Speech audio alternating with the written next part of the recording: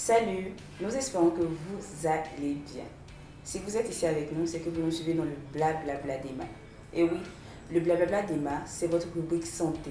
Ici, nous allons aborder toutes les questions relatives aux IST, les différents types d'IST qui existent, comment elles se transmettent, comment ça va qu'on a une IST, comment se protéger des IST, comment prévenir les IST et toutes les autres questions qui viendront avec le temps. Aujourd'hui, nous avons sélectionné pour vous 5 questions que nous avons jugées utiles. En plus de ces 5 questions, si vous avez des questions ou si vous avez des apports que vous voulez nous faire, n'hésitez pas à nous écrire dans notre Messenger sur Emma-Info, notre page Facebook, ou nous envoyer un email directement à emma-info@gmail.com. Nous vous invitons en même temps aussi à nous suivre sur Instagram, Facebook, SoundCloud, sur notre site internet qui est www.emma-info.com. Si ce que nous faisons vous intéresse, n'oubliez pas aussi de vous abonner sur notre page YouTube pour être au parfum de nos actualités. Allons-y pour les 5 questions.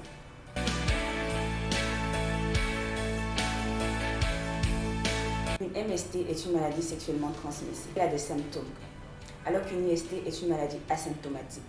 Ce qui nous ramène à notre deuxième question.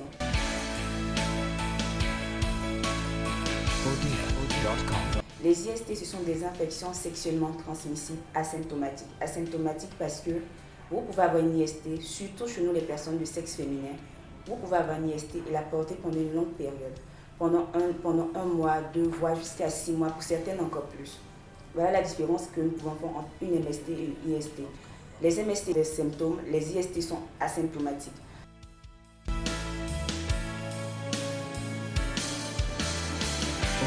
Trois types d'IST. Nous avons les virus, les parasites et les bactéries.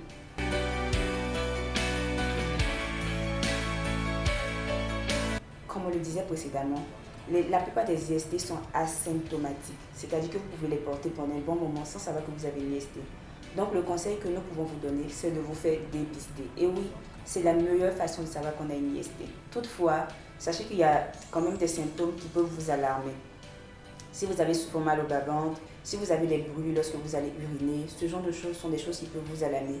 Si vous avez souvent des fièvres sans raison, si vous avez des boutons, ce qu'on appelle les boutons de palu qui vont, qui viennent, ce sont des choses qui pourraient vous alarmer, voilà, qui pourraient vous emmener à aller consulter un gynécologue.